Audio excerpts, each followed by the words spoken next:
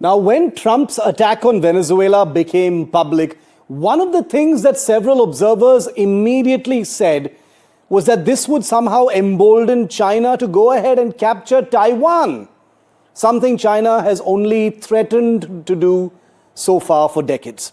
Now, has Donald Trump just written a template of sorts for Taiwan? This is a question that's been buzzing over the weekend, not just in Washington or Taipei, but in Beijing.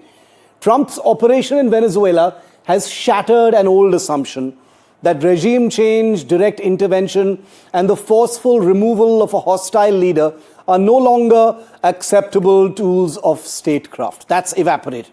Trump has shown that assumption to be dangerously outdated. Chinese social media has been abuzz non-stop, openly asking Xi Jinping, the Chinese leadership, to learn from Trump. The argument being made, of course, it's only social media, but the argument being made is blunt. If the US can act unilaterally in Venezuela, why should China hesitate over Taiwan? And this isn't just happening in a vacuum. Just last week, Chinese forces conducted fresh military exercises around Taiwan, not for the first time. Xi Jinping's New Year address left no ambiguity, declaring Taiwan's unification with China unstoppable.